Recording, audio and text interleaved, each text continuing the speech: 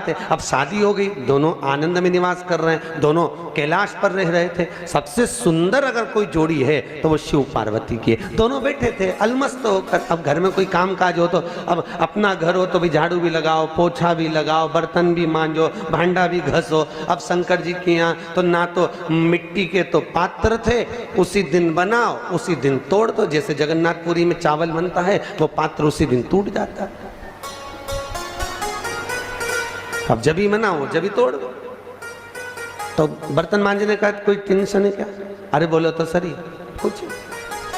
अब कोई कमरे में पलंग लगा हो, सोफा लगा हो तो सफाई भी हो। अब उनके यहाँ तो कोई सोफा ना पलंग, बैठे अलमस्त।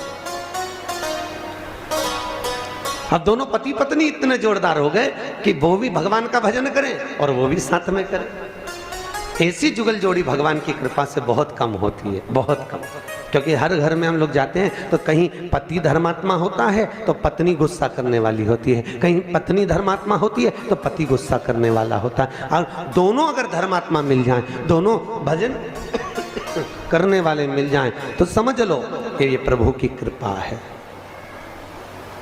ये प्रभु की करुणा है।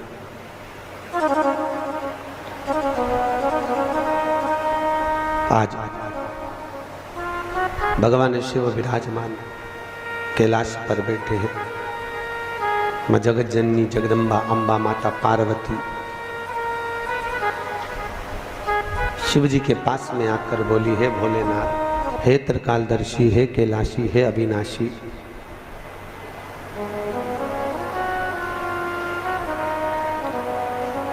आपके साथ में मैं चौसर खेलना चाहता हूं। चौसर? हाँ। भगवान शिव बोले चौसर तो खेल लूं पार्वती तेरे साथ में, पर ये बता कि तू चौसर में लगाएगी क्या? भाई जब व्यक्ति गेम खेलने बैठता है आदि तो तू चौसर में लगाएगी क्या, वो बता।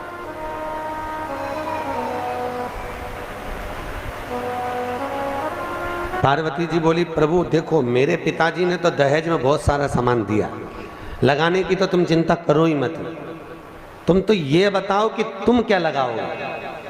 ओ बाबा भोलेनाथ जी बोले, मेरे पास जो होगा मैं लगा दूंगा। पार्वती बोली, गिनी तूने चीज तो तुम्हारे पास में, एक गले में बब्बा बैठा, दूसरी रुद्राक्ष की माला, तीसरी बची कुची अगर कुछ है तो वो आड़ा टेढ़ा त्रिशूल, और चौथे नंबर पर कुछ बचा कुचा है तो तुम्हारे तन पर एक मृग।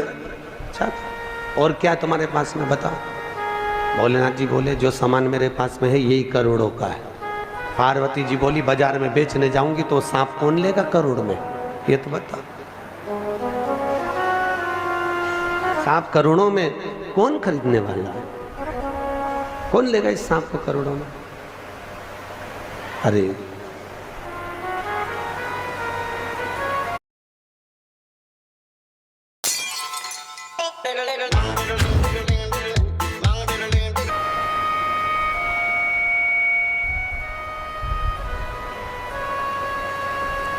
भोलेनाथ जी बोले, तुझे चौसर खेलना है कि नहीं खेलना ये बता तुझे। पार्वती बोली, हाँ खेलना। तो शिव बाबा कह रहे हैं, बाबा भोलेनाथ जी करुणा सागर मेरे शंकर कह रहे हैं, मेरे पास में जो है मैं लगाऊंगा, तेरे पास जो हो तू लगाना। ठीक है लगाओ चौसर। चौसर खेलने के लिए बैठे और बाबा भोलेनाथ जैसे ही पार्वती के साथ में चौसर खेलने बैठे, बस पार्वती चौसर पे चौसर लगाती चली जाती है, पार्वती जी खेलती चली जाती। और माता पार्वती जब चौसर पर चौसर खेलना प्रारंभ करा माता ने, शिवजी ने एक बाण में लगा दी अपनी रुद्राक्ष की माला, पार्वती जी जीत गई। दूसरे नंबर पे लगाया भोलेनाथ जी ने त्रिशूल, वो भी माता पार्वती जीत गई। तीसरे नंबर पर माता पार्वती ने शंकर जी से पूछा क्या लगाओगे, भोलेनाथ जी बोले डमरू, वो भी लगा दिया। अब ये सब चीज करोड़ों की है, डमरू वो भी लगा दिया। अब क्या लगाओगे, भोलेनाथ जी बोले अब मेरे पास तो केवल एक मृग छाला बची है, ये और लगा देता हूं। पार्वती जी ने कहा लगाओ। और भगवान भोलेनाथ ने अपने तन के कपड़े उतार कर चौसर में लगाया और पार्वती जी वो भी जीत गई। अब भोलेनाथ जी हो गए कर्पूर गौरम करुणावतारम संसार सारम भुजगेंद्र नग्न वेशधारी। शिव नग्न वेशधारी। और जैसे ही भोलेनाथ जी नग्न वेश में हुए, जैसे ही भोलेनाथ नग्न वेश में पहुंचे, पार्वती से कहा, पार्वती कम से कम तू जीत तो गई है, पर ये कपड़े जो है ना, ये वस्त्र जो है ना, थोड़े से मुझे पहनने के लिए दे दे। पार्वती जी बोली, प्रभु अब तो मैं जीती हूं तो ये वस्त्र मेरे पास ही रहेंगे, ये वस्त्र मैं आपको नहीं,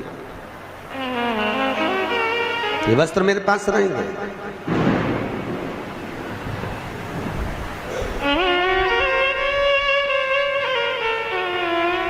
पार्वती जी बोली, भोलेनाथ जी बोले, मैं बिना वस्त्र के कहां जाऊंगा, मैं बिना वस्त्र के रहूंगा कैसे।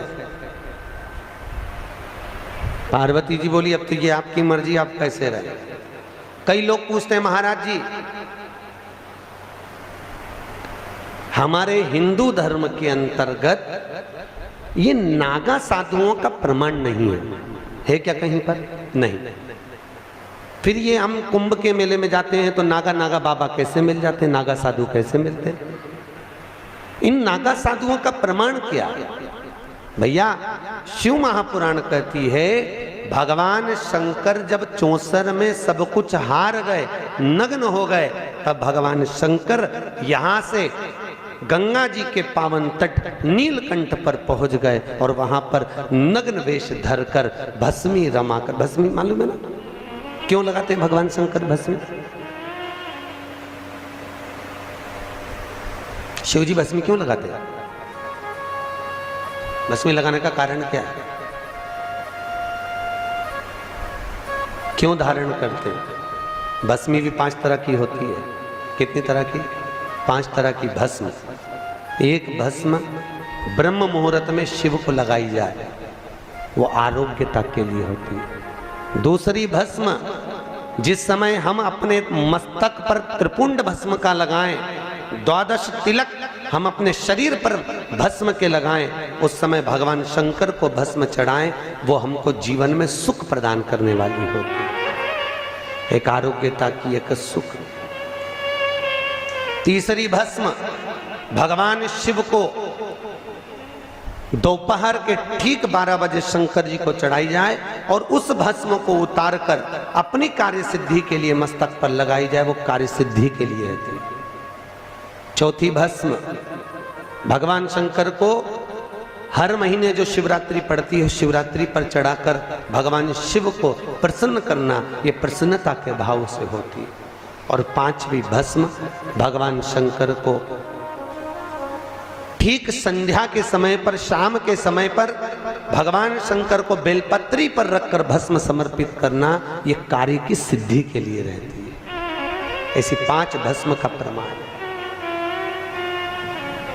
5 भस्म। भोलेनाथ जी बोले,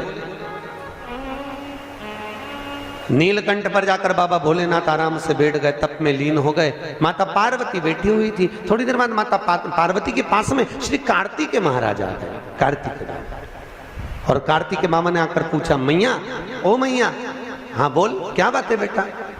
माँ, पिताजी कहाँ? तो के 64 खेले थे मेरे साथ में, हार गए, कहीं चले गए। मैया, आपको नहीं मालूम पिता कहाँ गए? नहीं।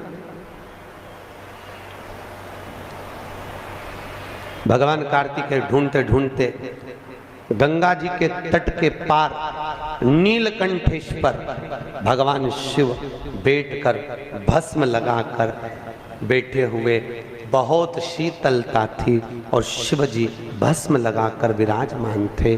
भगवान शंकर बैठे हुए थे, भस्म लगा। कार्तिकेय जी ने पूछा, पिताजी ये क्या दशा बना रखी है? बाबा भोलेनाथ जी बोले ये तेरी मैया की कृपा है। भगवान जब देता है तो छप्पर फाड़ के देता है और जब लेता है तो तन का कपड़ा भी उतार लेता है। ये भगवान की कृपा है।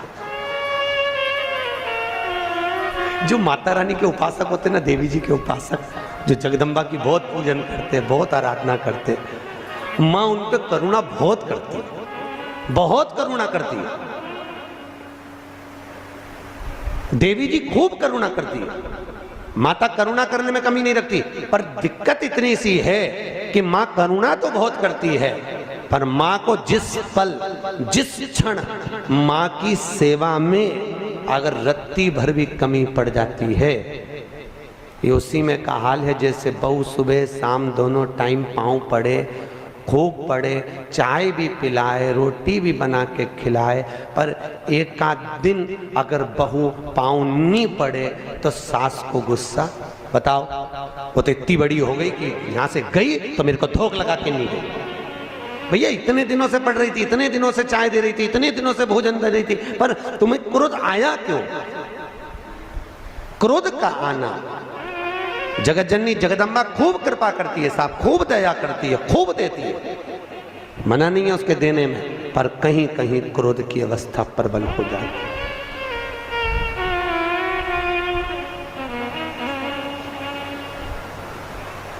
करुणा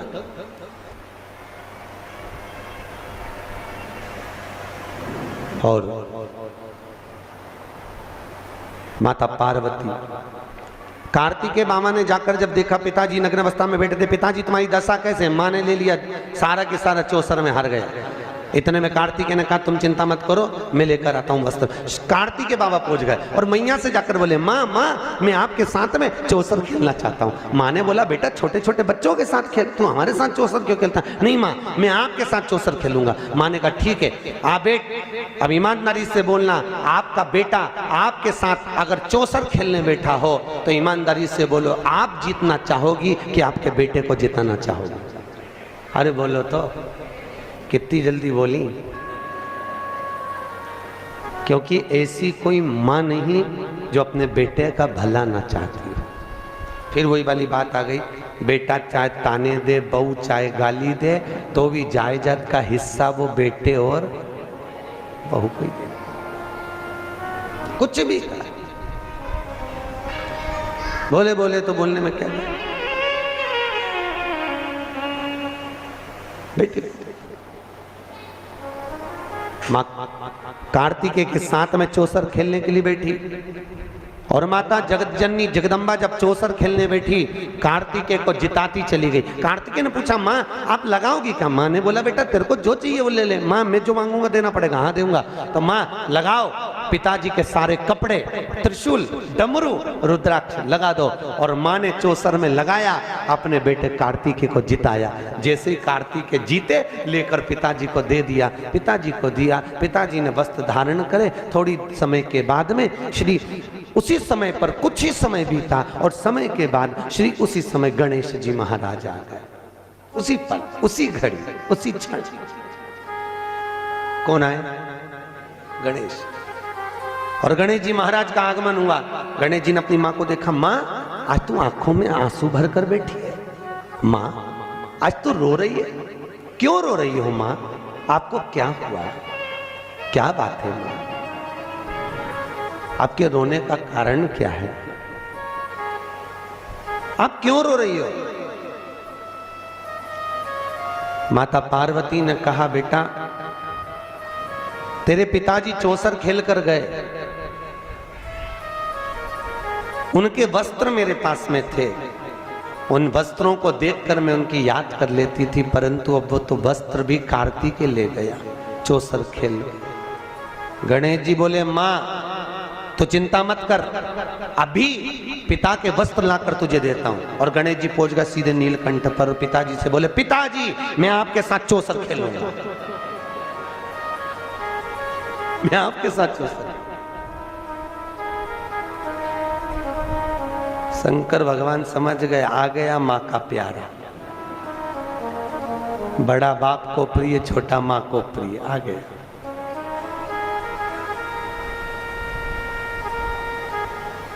ये उसी में कहा है, बेटी का पक्ष कौन लेता है? बाप। और बेटे का पक्ष कौन लेती है? माँ। अब बाप भी होगा तो बेटे को ही जिताएगा। ले, जीत गया। गणेश जी वापिस कपड़े ले गए, माँ के पास में दे दिए। शंकर जी फिर कर्पूर गौरम हो गए। फिर वैसे कि थोड़ी देर बाद कार्तिक घूमते घूमते आए। कार्तिकेय आकर अपने पिताजी के पास पहुंचे तो पिताजी को देखा तो पिताजी तो वापस कर्पूर गौरम। पिताजी बोले, कुछ नहीं बेटा, सब माँ की चाल है तेरी, सब उसी, आप चिंता मत करो, अब मैं चलता हूं। कार्तिकेय बाबा भोलेनाथ को लेकर, लंका के राजा रावण को लेकर भगवान विष्णु से निवेदन कर कर उनको नारायण को बनाया पासा, और कार्तिकेय ने शंकर भगवान को ले जाकर माँ के सामने बिठाया। माँ, पिताजी आपके साथ चौसर खेलना चाहते हैं। माँ ने कहा ठीक है, आइए बैठो। माँ, पर पिताजी एक बात कहना चाहते हैं। बोलो, क्या कहना चाहते हैं? चौसर का जो पासा होगा, शिव जी कहते हैं वो मैं दूंगा। पार्वती जी ने सोचा हमेशा मेरे पासे से खेलते थे, आज ये स्वयं पासा लेकर आ गए, बात क्या है? और बाबा भोलेनाथ जी ने उसी समय पर कहा ठीक है। पार्वती मैया बोली, भोलेनाथ निकालो पासा। शिव जी ने झोली में से पासा निकाला और निकाल कर जो चौसर खेलना चालू करा। अब तो वो नारायण तो पासे के रूप में, जैसा भगवान भोलेनाथ चाहे वैसा वो पासा पलट जाए। डमरू, त्रिशूल, रुद्राक्ष सब चले गया। पार्वती मैया रोने लगी, आंख में आंसू भर गया। माँ जगत जननी की आंख में जब आंसू आए तब गणेश जी को लगा, माँ क्यों रो रही हो? माँ बोली, बेटा जिंदगी में पहली बार हार रही हूँ, समझ में नहीं आ रहा क्यों हार रही हूँ। गणेश जी ने कहा, मैया तू रुक जा। गणेश जी ने चूहा से बोला, पता लगा, जाते गया। और चूहा गया। चूहे ने कहा, प्रभु ये जो पासा है ना, ये नारायण है। तो भगवान गणेश ने कहा, नारायण है, अगर ऐसे प्रकट करेंगे तो दिक्कत होगी। एक काम कर चूहा, तेरी तो आदत है कुतरने की, जैसे ही पासा पटके वैसे ही उनका पांव कुतर देना। बस जैसे ही भगवान भोलेनाथ ने पासा को पटका, पासा पटकते ही चूहे ने जाकर कुतर दिया। जैसे कुतरा, नारायण जी उस सामने प्रकट हो गए। और जैसे ही प्रकट हुए, भोलेनाथ बचाओ, भोलेनाथ बचाओ। भोलेनाथ जी बोले, तुमसे कहा था पासे बने रहना, ओरिजिनल रूप क्यों आ गए? भगवान नारायण बोले, ये पूरा कुतर देता। भगवान पार्वती मैया को क्रोध आ गया। माता पार्वती ने कहा, नारायण आपने मेरे साथ छल किया है। ये लंका का राजा रावण तुम्हारे साथ में बैठकर निर्णय देने खड़ा है। मैं श्राप देती हूँ, इतना प्रेम तुम दोनों में है तो तुम्हें श्राप देती हूँ, लंकाधिपति रावण तुम्हारा वध ये नारायण करेंगे और इनको नर्तन में पृथ्वी पर आना पड़ेगा। और कार्तिकेय, तू छोटा होकर इतने बड़े बड़े विचार रखता है, तुझे श्राप देती हूँ, जिंदगी में कभी तो बड़ा नहीं होगा। और कार्तिकेय छोटे की छोटे बने रहे, छोटे से। कार्तिकेय कभी बड़े नहीं हुए। श्री शिवाय नमस्तुभ्यम। दोस्तों, ऐसी ही शिव भक्ति से रिलेटेड, गणेश जी से रिलेटेड, कार्तिकेय जी, माता पार्वती जी से संबंधित, शिव से संबंधित जितनी भी कथाएं हैं, अगर आपको रुचिकर लगती हैं और आप चाहते हैं कि हम इसी तरह की वीडियो आपके सामने लेकर आते रहें, तो चैनल को सब्सक्राइब कर लीजिए। साथ ही वीडियो को लाइक और शेयर करना ना भूलें, ताकि हमें और भी मोटिवेशन मिले इसी तरह के कुछ उपयोगी और मनोकामना पूर्ति हेतु जितनी भी उपाय हैं वो जो हम लेकर आते हैं, हमें और भी इसी तरह की वीडियो लाने का जो है मोटिवेशन मिलता रहे। तो वीडियो पसंद आए तो इसको लाइक ज़रूर करिएगा, शेयर करिएगा, साथ ही चैनल को ज़रूर सब्सक्राइब करिएगा। मिलते हैं नेक्स्ट वीडियो में एक और इसी तरह की अच्छी वीडियो के साथ। भोलेनाथ आप सभी के साथ अपना हाथ बनाए रखें, आशीर्वाद रखें, इसी उम्मीद के साथ मिलेंगे नेक्स्ट वीडियो में। ओम नमः शिवाय, जय माता दी।